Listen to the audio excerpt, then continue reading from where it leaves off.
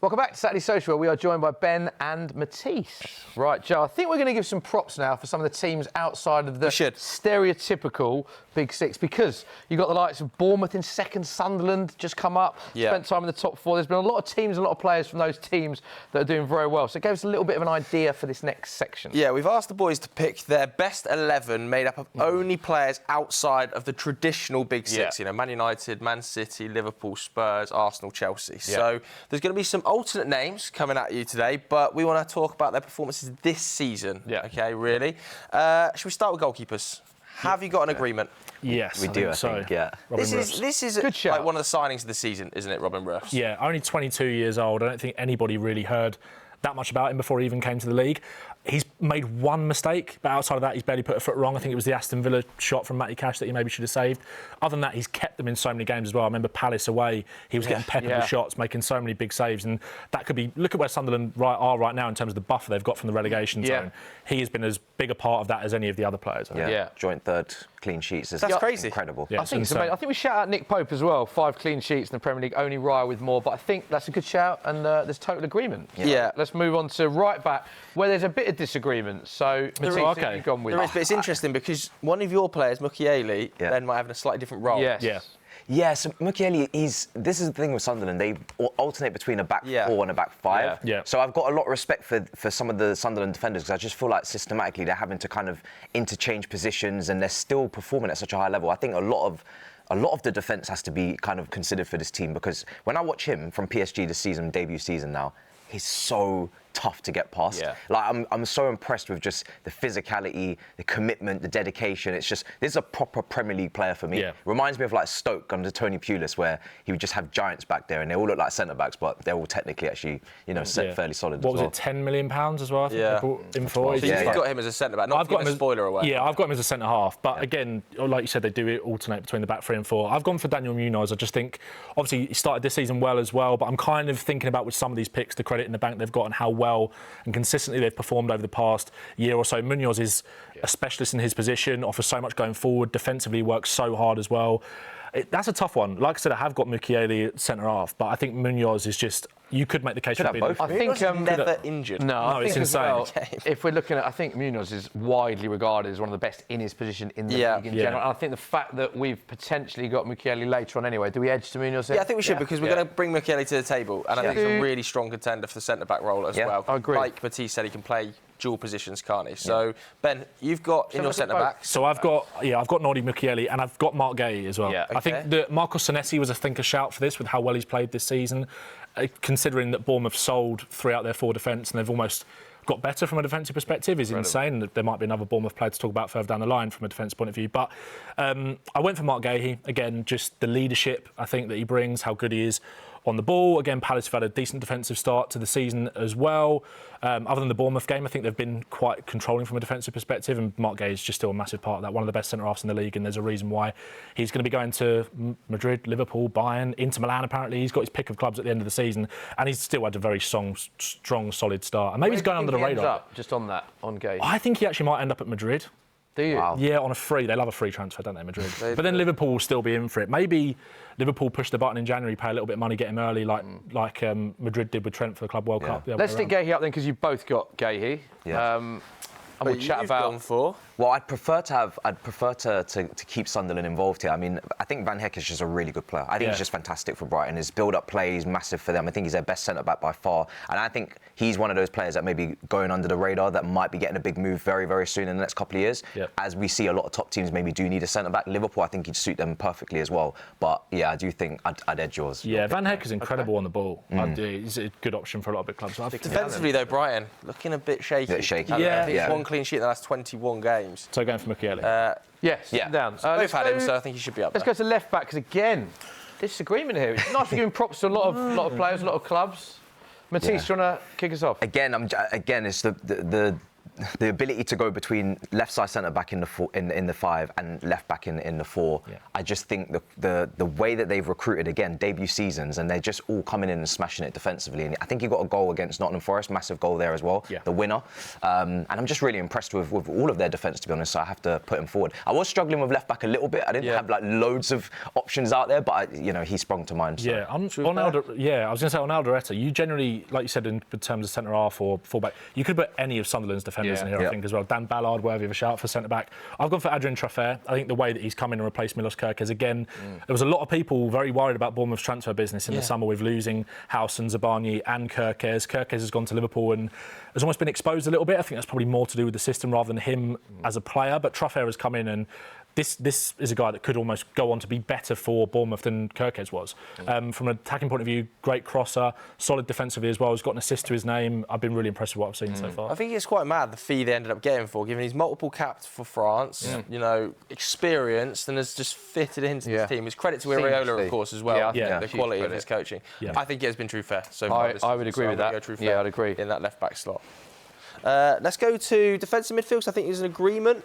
Right, over one player that's just been standout. How good has Granit Xhaka been? It's not a surprise, though, is it, that he's been? Obviously, you look at Sunderland's fan reaction when they were linked with Xhaka, and he's obviously come from previously a title-winning side at Leverkusen and Arsenal. And, we know what he can do in the Premier League, but he's been a massive part of what Sunderland have done this season. I mean, when I looked at Sunderland's recruitment, there was a lot of players I wasn't familiar with, and they're getting their flowers now. This one we're all familiar with, and I feel like this is the signing that stood out as, Sunderland are really not getting relegated. Like, they're really pushing for maybe mid-table positions and really doing very well for themselves. He's a leader. We saw that at Arsenal. We saw it at Leverkusen in terms of the incredible season he had there, and he's just a quality footballer. He's just the range of passing that he has, the ability to just break lines, the shooting from distance as well that he's going to bring to the table as the season goes on. He's just a brilliant player. For a newly promoted team to sign him is a coup. It's quite mad, isn't it? Because I think for his age, he's covered the second most ground of any player in the Premier League. Yeah. And the only player who's covered more than him is his midfield partner, Noah Sadiki. So the work rate he's able to get through for, somebody in their mid-30s, I think is unbelievable. I was going to say, when they bought him, I did think that are they going to play more energetic midfielders around him just to allow him to kind of sit a little bit deeper, dictate, kind of play everything through him. But he's getting involved as much as anybody is in terms of the running. I think as well, like you kind of touched on, it's the same as Mukiele as well, it's the intangibles of the leadership and everything. I think also with Xhaka, he's got 3 assists to his name this season. I think every assist has either led to them winning a game or getting back into a game as well. Like, I can't remember what home was it when they beat Brentford at home. He puts in that amazing cross for Isidore to win it for them. He's just got so much quality, and I think he's definitely. It's good that we shout out Noah Sadiki as well. Get him out. Noah Sadiki definitely deserves a shout out. At 20 years old. I think the next one is one of the best battles we've got in the lineup. This is a good debate. Yeah. Boubacar Kamara versus Bruno G. That's tough. I could have easily, gone with Bruno Guimaraes as well. I was looking at him, but I just think Kamara. I think Bruno Guimaraes is definitely maybe more established in this league, and I think everybody kind of knows about his quality, him and Tonali. But Kamara was injured quite a bit over his Aston Villa career, and he obviously arrived on a free. I just think he's been brilliant this season. In regards to the fact that they've had injuries in the midfield, they didn't get off to the strongest start of the season under Emery. There was a little bit of pressure there, but his ball-winning ability in the midfield, his physicality has just been immense. When you haven't got the Tielemans, there's been other injuries as well. Him and Onana in there, I just think it's been, fantastic. And you can see the quality that he's got. Yeah, it's a great shout. He was incredible against Man City the weekend. I was close with the Kamara. I think midfield is the hardest ones to pick from. I think that's probably where the most amount of quality is. You've got Elliot Anderson, Adam Wharton as well that you could chuck into this conversation. Obviously, we've all each got another midfielder each as well. I just think Bruno G, I think he's one of the best big game players in the Premier League. I think you saw that against Liverpool, the way he dragged them back into that game and nearly got a point from it at the start of the season. Heroic performance, just super consistent. I like the way that I like him and Tonali's dynamic. Tonali maybe sitting actually a little bit deeper, allowing Bruno to push further forward. His line-breaking passing ability was there for everyone to see against Benfica in the Champions League. The sort of pre-assist for, I think it was Gordon's goal. He's just quality. Like, he's just absolutely quality. And winning goal at the weekend against Fulham last week as well. He'd get into a lot of Premier League teams. Obviously, we're doing this outside of the traditional Big Six, but he'd get into a lot of teams. Midfield. So that's tough. Either of you happy to concede? Because it is your combined 11. You both said you're a fan of the other player. It's difficult, isn't it? I think Bruno G, just because I know we're doing it right now. He's a better player. Yeah, I can concede in terms of he's the better player. I think Boubacar Kamara does need his flowers, though. I think he's done well to bring him to the table. And I think it's good to shout out. You shouted out a couple of other names. Elliot Anderson. I know that this season, and obviously Forest's form this season hasn't been what it was last season, but it is this season he's broken into the England squad. 2 man of the match performances in his first 2 ever England caps is worth shouting out. So we should give props to other players not in this list. Final midfield position. So different roles. I haven't really gone for a traditional 1-10. I've kind of gone for a flat 3, and I've gone with Sandro Tonali. I just think with the quality, like again, he plays a little bit deeper actually than Bruno, kind of allowing Bruno to push on. But the ground this guy covers, he was immense against Tottenham on Wednesday. Clearly the best player on the pitch. Hasn't chipped in with as many goal contributions this season, but I think he's obviously playing that a little bit deeper. Didn't get loads last year, but there's still so much time in the season to kind of see him get to that level. He's just amazing, incredible passing range, wins the ball back so much, covers so much ground. He's just one of the most complete midfielders, I think, in the Prem. Tonali. I do really like Pino, though. The way he's come in and replaced Eze, I think. Yeah, Pino is an interesting one because, again, the goal contributions, like you said, they're not really there for him either. No. But I just think in general play, when you're watching him in open play, he's helping things tick, and he's a creative force in that team. Obviously, you've got Sarr, you've got Mateta, you've got other players as well. But to replace Eze, like you said, is a very difficult job. On top of the fact that they lost Elise the previous season.